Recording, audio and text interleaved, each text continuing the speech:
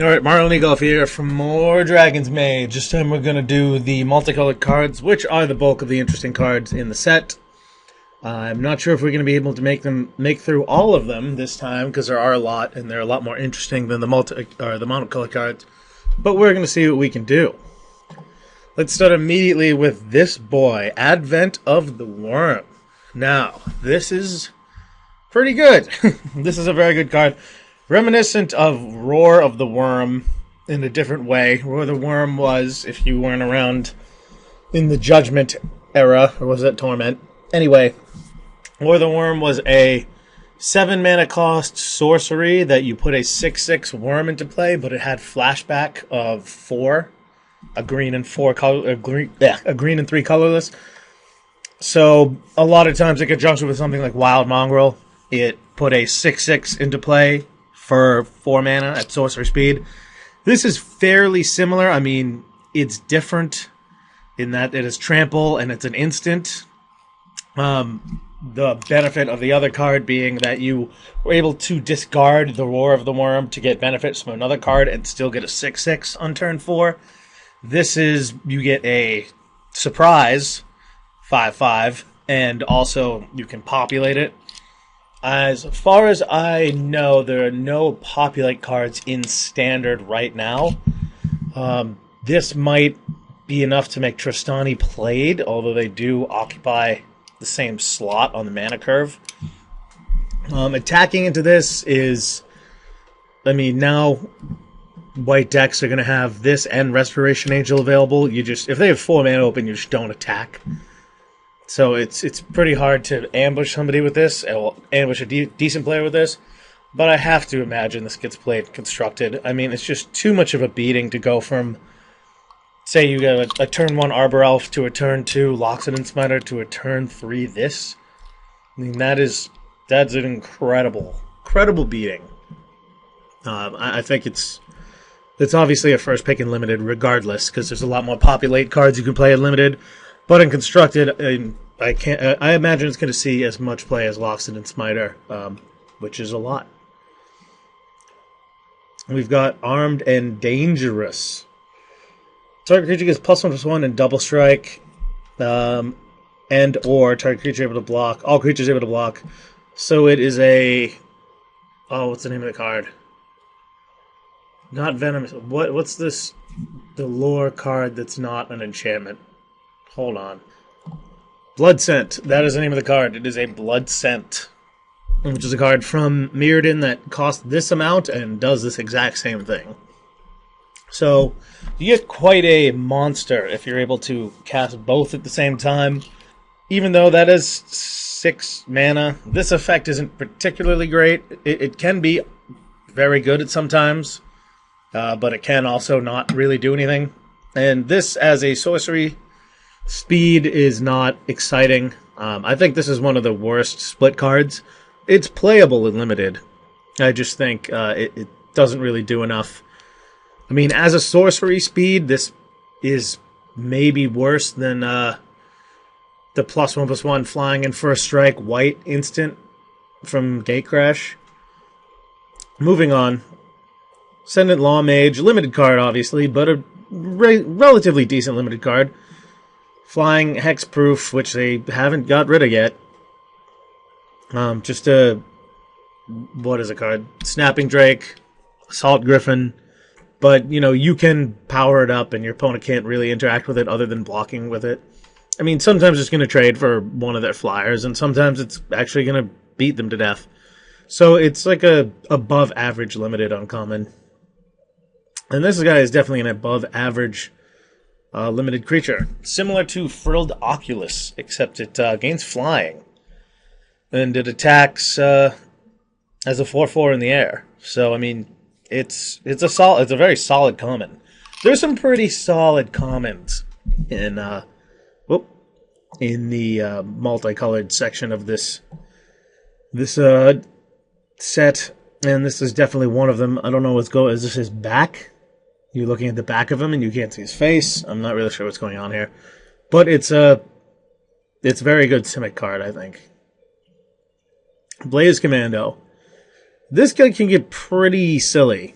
It's just whenever it deals damage. So you can play this guy and you can like mugging one of their guys, and then you get 2 1/1 guys with haste. Depending on how many instants of sorceries you end up with, this can be really sick. It also, hits for a reasonable amount. 5 power for 5 mana isn't bad.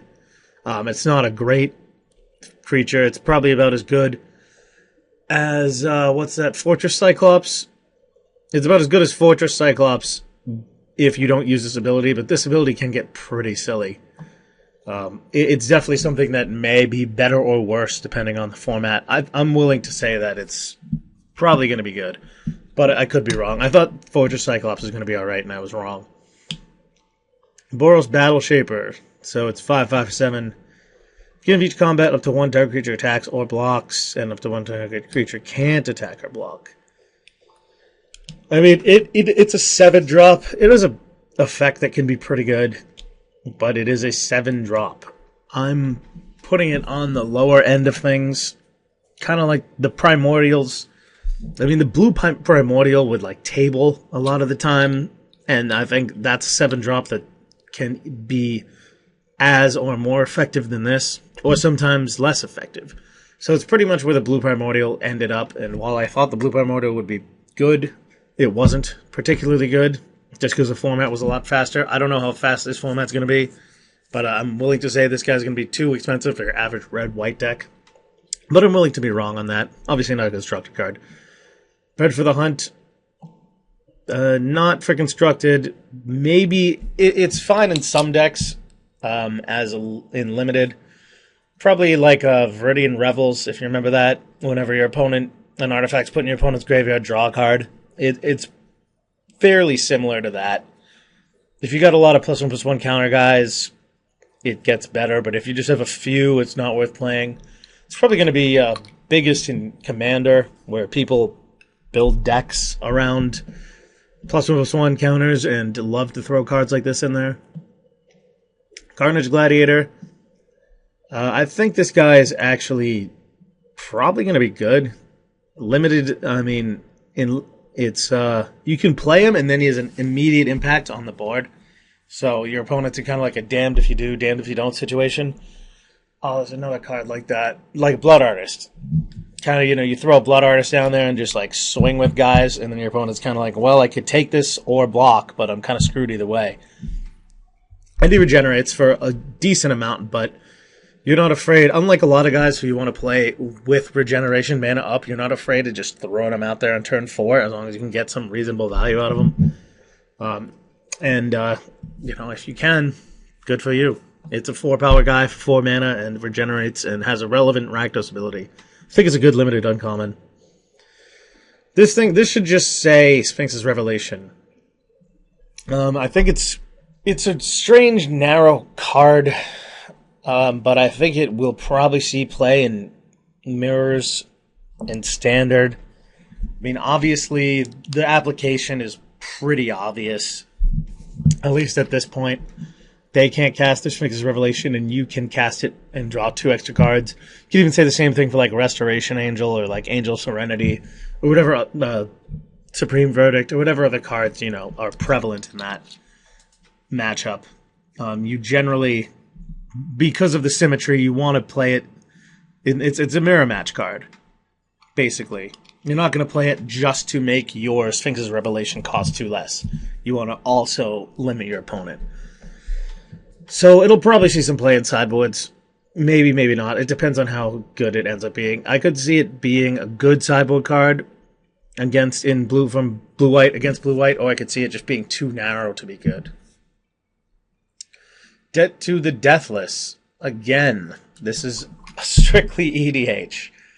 I know in limited, 2 times X life looks nice, but really you're paying 6 mana for your opponent to lose 4 life. That's a bad Lava Axe. That's a really bad Lava Axe. And 7 mana to lose 6 life. That's still too expensive. Bad Searing Flesh. So this is more of a commander card where you can, if you pump out 10 mana, each opponent loses, 12. You gain like 40.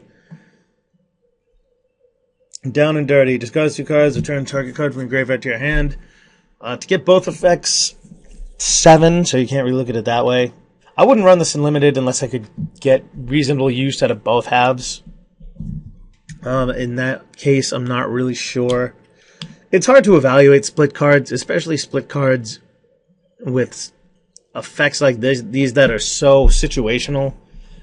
Like a Mind Rot for 4, it sucks unless your opponent has 2 cards, and then it can be backbreaking. And if you have some bomb that goes to your graveyard, this type of effect can be backbreaking. But you can't really to bank on being able to cast both at the same time. Drown in Filth, speaking of something that I was saying, there's an adjective I'm looking for here. Unreliable. So choose target creature, put the top 4 cards, and the creature gets -1. So you're not going to get a lot of lands in limited in your graveyard unless your opponent's actively milling you. So this could be better if it was to target creature afterwards, but trying to kill like a 3/3 and milling 2 lands sucks. It would be a lot better if you could mill, and then if you hit 3 lands, hit the 3/3. If you hit 2, hit the 2/2. It's just, I wouldn't be surprised if it got played a little bit in limited, but I think it's kind of like Corpse Lunge, which just ended up being terrible. The card that I hate. No. Might think I'm just talking trash, and I kind of do, but let's talk about the good part of this card. It is very powerful. In limited and potentially constructed, you're getting a 4/4 first strike haste for 4 mana in a really aggressive color that benefits your other creatures. I mean, on turn 4, well, I don't know. In constructed, I don't know how good it is in Falcon Rat's Aristocrat spot, to be honest, though it does a first strike. But in limited, it's a beating, obviously. Here's what I don't like about this card. This is what irks me, if you will. So this is the new Blood Witch of the Rakdos Guild, replacing Lysolda. Do you know who Lysolda was? You're about to. This is Lysolda the Blood Witch. Lysolda was a very cool designed creature. 3/1 for 3, and you can sack a creature, and if the creature's red, it'll do 2 damage to something. Creature's black, you draw a card, and if it's both, you kill something and draw a card. And this was developed back in the era of the wonderful era when damage stacked, and there was just so many more plays you could make in combat. Back to this one. Lysolda was a big fan favorite among a lot of people, including myself, just because the ability was just dripping with hot, sticky value. And it's some people, including myself, really like to make that effect work. This card is keyword, keyword, keyword. Creatures with this keyword have this keyword. That's it. Just laziness. Like, oh, what are we going to do to define the new Blood Witch? You know, Rakdos Blood Witch, the original, was a big fan favorite for everyone. What are we going to do with this one? Well, we can give it that keyword, but let's throw in the other keyword, and then the guild keyword, and then the other creatures in that guild with the keyword get the other keyword that she has. Boom! Let's go to lunch. It's just lazy design. I mean, it could have been really cool. They could have done something to show, to bring back the effect that Lysolda had. Not like it was a huge player, but it inspired thought, and that's what good design does. And this is just cookie cutter. And yes, it's other creatures with a +1/+1 counter, so you can say, but Marlon, evolved creatures get +1/+1 counters. However, your argument is invalid, because how often do you see an evolved creature get a counter the turn you play it? Basically never. You play the creature, then the next turn, when it doesn't have summoning success anyway, you play another guy, it gets a counter. So this might as well say unleash creatures. And scavenge, yes, but scavenge is the same thing. You pay 6 mana for a two +1/+1 counters from a little beetle guy, whatever his name is, Drudge Beetle. You're not going to be worrying about haste there. So this basically says, keyword, keyword, keyword, keyword, keyword. You could have done better, guys. Feral Animist, reprint from Guild Pact. If it gets in, if you get in with it, and you have a bunch of mana, I mean, it can attack for, what, 8? But it dies to everything. You really got to pump it up somehow. We had Wild Size in the other one, which was a perfect Feral Animist target, because Wild Size was +2/+2 and trample, so you Wild Sized it, and so it was a 4/3, and then you doubled that, and it became an 8/3 trample. And you got no lost card advantage. Generally not particularly great, this card. Flux Charger, it blocks basically anything flying, which is good enough to make it playable. And every once in a while you get in, your opponent doesn't want to block it, and you hit him for 5. So, reasonable, uncommon. Give and Take. Put 3+1 counters Dark Creature and remove all +1/+1 counters. Draw that many cards. Okay, so this is one of the few that's actually fine either way. I mean, obviously you don't play it in Dimir or something like that, but you could play the give half in, say, what's the green, Gruul or something like that.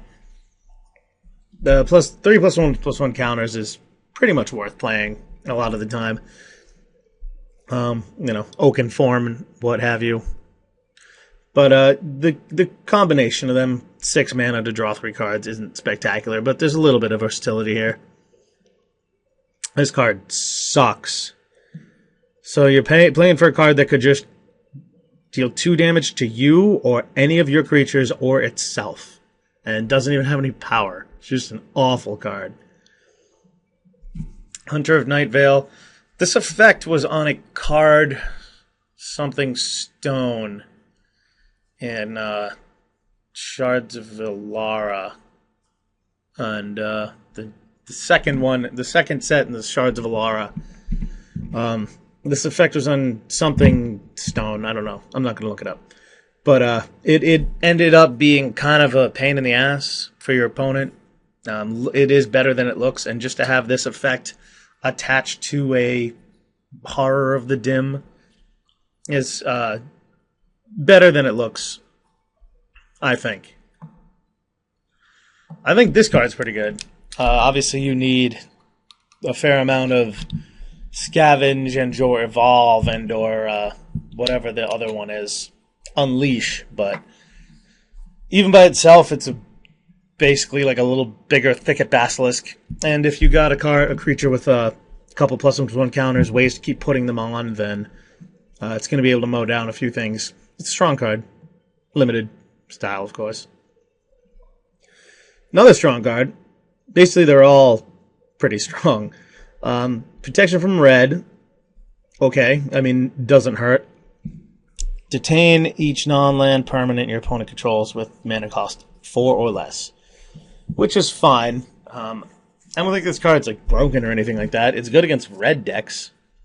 A lot of times you won't be able to take advantage of the detain because blue-white isn't exactly known for its aggression, but it's still a solid card. Smacks for a bunch. Protection from red. I don't think it's going to make its way into Constructed, but it's usually going to be first pick and limited. This is a weird one. So, First Strike Death Touch. So it's a 1/4 for 5, but it kills anything it battles with. Attacks it as it blocked. Your opponent's life total becomes 1. It's a weird card. I really don't know how to evaluate this one. Seems like it's going to be a pain in limited. But I don't know. I'm going to pass. This one, not so good. This is yet another EDH card. This is an EDH general. They even made it look like a sketchy Einstein. This is not going to be played in Constructed. It's a 2/4 for 6. Not going to be played in Limited often. It's a 2/4 for 6. In a deck where you're playing like 6 instants and sorcery speeds. Oh, sorcery spells at the most. Maybe like 7 or 8, but rarely. Yeah, this is just it's a general. They printed a general. Morgue Burst, this is a lot like Grave Servitude? No, I don't know what the card was. The one with the little skull faces from Alara Reborn. Avacyn Restored. Something re-somethinged. Avacyn Restored. There was a card, it's just like this, except target opponent sacrifices a creature. And that card was okay. And this is like that, except you can actually kill your opponent with it. So I think it's going to be a little bit better. Not... If you are Rakdos aggro, this card is not good because, one, all your creatures are little because they don't have +1/+1 counters on them yet. And also a 6-drop that just needs a large creature in your graveyard isn't exactly what you want. But if you're, say, like... I don't know, red, green, black, and you get back a Daddy Longlegs, then this is this could kill your opponent and get you a guy back. Notion Thief. Limited, not particularly great, but then again, you're not interested in it limited, are you? This is pretty good against Sphinx's Revelation. If this sees any play in Constructed, in Standard... it's going to be smoking Sphinx's Revelation decks. It is, other than that, it's pretty narrow. I mean, if you're playing against red-green aggro, or like Jund, something like that, this guy is just a really bad card. But out of the sideboard in control matches, like Esper versus Esper, or Esper versus Bant, this guy can basically just crush your opponent. And in older formats, maybe it is pretty expensive. I don't think about it in Legacy, but then again, I'm not a Legacy expert. But Modern might be too expensive. But in Standard, it's probably going to be a pain in the ass for people who want to play Sphinx's Revelation. Pilfered Plans. This is a what's it called? Divination with a tiny, tiny upside. But Divination's good. I like Divination. I'd play this all the time in black, blue. Profit Loss. Remember when they printed Zealous Persecution and it was way better than this? Zealous Persecution was this card except fused, and this costs 1 less and this costs 2 less. So give your creatures +1/+1, your opponent's creatures -1/-1, and it costs a white and a black. Now this effect is bad. You had Righteous Charge in M10 or 11 or whatever, and that didn't really see any play in Limited. And this effect can be strong. Cower and Fear, I think, is a card from M13 that wrecked some armies. So this, I mean, the card is playable in Limited just for this effect. And this is just basically throwaway. Now I got Protect and Serve. Sure. I mean, it's like, what's the one? The +2/+4 from M13 for 2, and then there's -5, -0 for 1.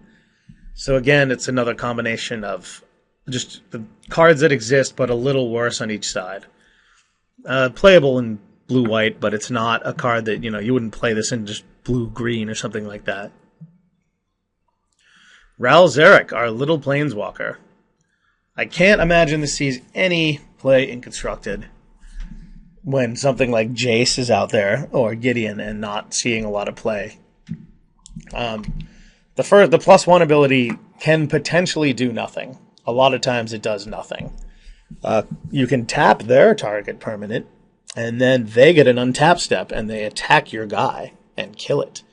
You can also Lightning Bolt one of their guys twice, which is the best use of it. I mean, it's a very good limited card, obviously. Just getting 2 Lightning Bolts and potentially more is pretty sweet. But in Constructed, I don't think it's going to raise its head. And then the coin flip card. Basically, if it says flip a coin, regardless of how many extra turns you take, it's not really a card for Constructed. Well, 60-card decks. You all got those 100-card decks. Getting crazy. Reap Intellect. So it's basically it's a lot of lobotomy you can scale.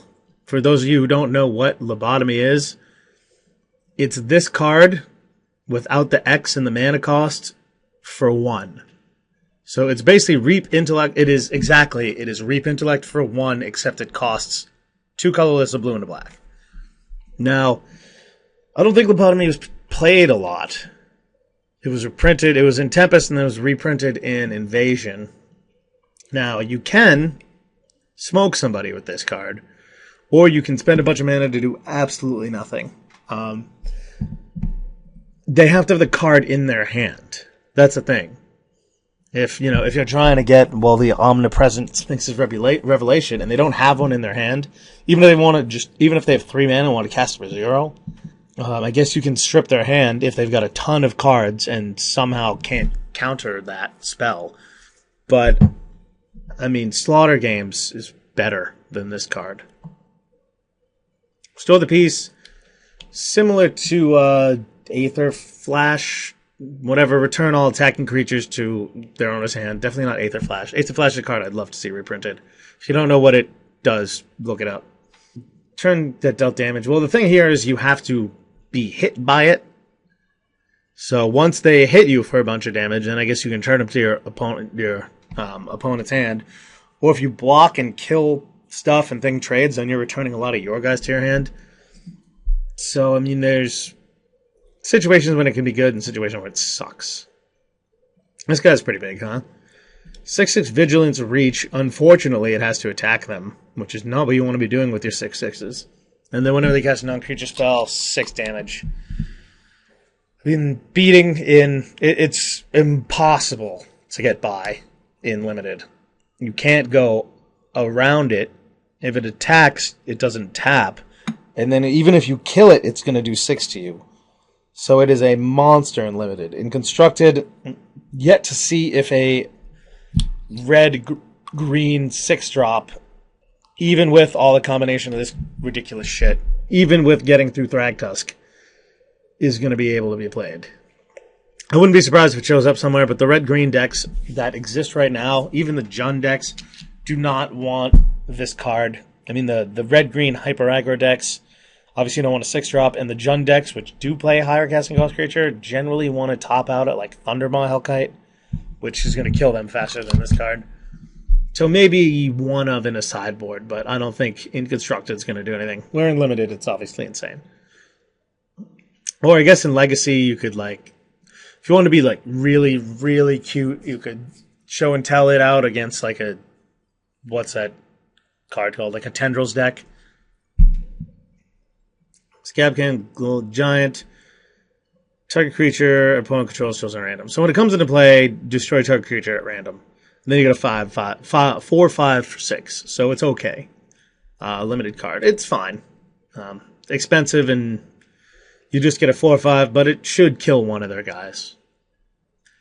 Sin Collector could be Constructed playable, depending on if there's maybe at a sideboard, not particularly good against red-green aggro or anything like that. But it is good against some decks, so it could be a sideboard card or it just could be in there. And, it's a wash against red-green aggro. It blocks Burning Tree Emissary. And in Limited, there's going to be a lot of times when it whiffs. I mean, Duress whiffs on the occasion. But it's still a 2-for-1 most of the time, and that's good enough in Limited. I feel like it should have Extort, right? This it would seem a lot better with Extort. Obviously, just adding a totally beneficent keyword would make the card better. But you know what I mean. It seems like it would fit this guy. Especially the collection part of it. Sin Collector. I know you're collecting a card from their hand, but do you just collect once? Is that what the bill collector does? Is collect one bill, and you're like, all right, don't worry about paying ever again. Species Gorger. See Roaring Primadox from N13 and how good this is. It is bigger than that, and I mean, just 1 mana more for +2/+2. But a lot of it has to do with what you can combo with it. You don't want to get in a spot where you have 1 creature out that you really don't want to return and you have to play this, or you've 1 or 2 creatures and your opponent ends up killing them and then you just have to bounce this thing constantly. But, I mean, there are certainly situations where it's very good, and it is very big. This thing seems unreasonable. So it's indestructible all the time. So you have on turn 4, you drop this, and it's an indestructible blocker. And then if you attack with 2 other guys, if you attack with 3 guys, one of which is already indestructible, it becomes a 7/7 indestructible. Seems very good. It would be one thing if it, I don't know. It seems like it should say something like, is indestructible when attacking. But apparently it's indestructible all the time. Don't know if it's going to see playing constructed. I don't think there's going to be a possibility of a Boros deck being a real thing, like a true like Boros battalion deck, when you have the aggressive Naya little guy decks. I mean, the battalion cards are like frontline medic and the +1 or the +2/+2 1/1 for 1. Like, I don't think you're just going to see a red-white Boros like rush deck. I think this guy might be a little too expensive for the Naya aggro decks. And I'm going backwards. Good limited card, though. Tide Drinker, another good limited card. Lifelink Extort. I mean, there's no downside other than the mana cost. 2-1 Lifelink, and most of the time it'll just trade off. But occasionally, you know, it'll sit around. It's like a Syndic of Tides that you can't play in any non-Orzhov deck. But it is strong. If you get it into play on turn 2, it is probably better than Syndic of Tides. Tides. This card, I'm not sure on. It is a 7-drop, but it gives you a lot of power. I'm not sure, because we looked at one 7-drop already, the Boros 7-drop guy.